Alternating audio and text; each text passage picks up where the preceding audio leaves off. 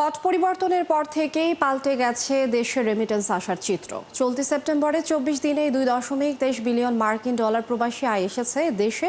টাকার অঙ্কে যা 27,330 কোটি। এই ধারা অব্যাহত থাকলে মাস শেষে এটি 3 বিলিয়নে যেতে পারে বলে আশা করছে বাংলাদেশ ব্যাংক। যদিও রেমিটেন্সের এই প্রবৃদ্ধিতে অসাধুতা থাকা নিয়ে সন্দিহান কোনো বিশেষজ্ঞ। অনুপ অধিকারী তরুণ জানাচ্ছেন বিস্তারিত।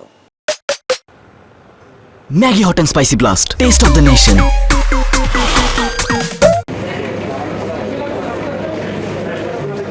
1 থেকে 24 সেপ্টেম্বর পর্যন্ত প্রবাসীরা দেশে পাঠিয়েছেন 2.23 বিলিয়ন ডলার, যা 223 কোটি 40 লাখ মার্কিন ডলার। টাকার হিসেব করলে যা 27,330 কোটি। গত অর্থ বছরের একই সময়ে দেশে 190 কোটি 90 লাখ ডলার রেমিটেন্স এসেছিল। সেই হিসাবে রেমিটেন্স বেড়েছে 32 কোটি 50 লাখ ডলার। চলতি 2025-26 অর্থ বছরের প্রথম দিন অর্থাৎ 1 জুলাই থেকে 24 সেপ্টেম্বর পর্যন্ত দেশে রেমিটেন্স এসেছে 713 কোটি 40 লাখ ডলার। গত অর্থ বছরের একই সময়ে এসেছিল 604 কোটি 50 লাখ, অর্থাৎ প্রবৃদ্ধি 18%।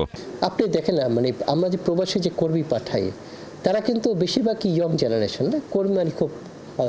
তারা যখন দেখছে যে আমার বয়সী বা তরুণরা আমার চেয়ে কম বয়সীরা গণতন্ত্রের জন্য রাস্তায় আত্মাহুতি দিচ্ছে, আমি তো বিদেশে নিরাপদে আছি তুলনামূলকভাবে, যদিও আমাকে কায়িক পরিশ্রম অনেক বেশি করতে হচ্ছে, কিন্তু অন্তত গুলির ভয় তো নেই। হ্যাঁ, সেই হিসেবে তারা মনে হচ্ছে আজকে আমি দেশে থাকলে আমিও হয়তো রাজপথে থেকে আমি দায়িত্ব পালন করতাম। যেহেতু আমি ওই আন্দোলনে শরিক হতে পারি নাই, অতএব সেই আন্দোলনের বিকল্প হিসেবে আমি যদি আমার কষ্টার্জিত বৈদেশিক মুদ্রাটা প্রপার চ্যানেলেই দেশে পাঠাই, তবে আমার দায়িত্ব পালন করা হবে বলে আমি মনে করি। এর আগে চলতি অর্থ বছরের প্রথম মাস জুলাইয়ে প্রবাসীরা পাঠিয়েছিল 247 কোটি 79 লাখ 10 হাজার ডলার, যা বাংলাদেশি মুদ্রায় 30,000 কোটি টাকার বেশি। আগস্টে দেশে এসেছে 242 কোটি 20 লাখ ডলার, যা 29,548 কোটি 40 লাখ টাকা।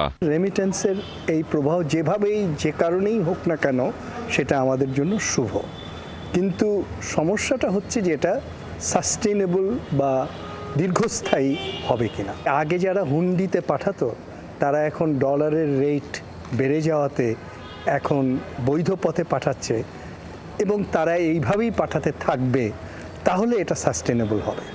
আর যদি এটা এরকম হয় যে যারা পাঠাচ্ছে তারা কারা, এটা যদি আমরা একটু খেয়াল করে দেখি, তাহলে দেখতে পাবো যে এটা যদি আমেরিকার লোকেরা পাঠিয়ে থাকে, সৌদি আরবের না হয়, এবং আমেরিকার খুব ধনী লোকেরা পাঠিয়ে থাকে, তাহলে আমাদের একটু চিন্তিত হওয়ার কারণ আছে। গত অর্থ বছরের মার্চ মাসে সর্বোচ্চ 329 কোটি ডলারের রেমিটেন্স আসে, যা ছিল বছরের রেকর্ড। পুরো অর্থ বছরে প্রবাসী আয় দাঁড়িয়েছিল 30.33 বিলিয়ন ডলার, যা আগের অর্থ বছরের তুলনায় 26.8% বেশি। অনুপ অধিকারী তরুণ, 71, ঢাকা।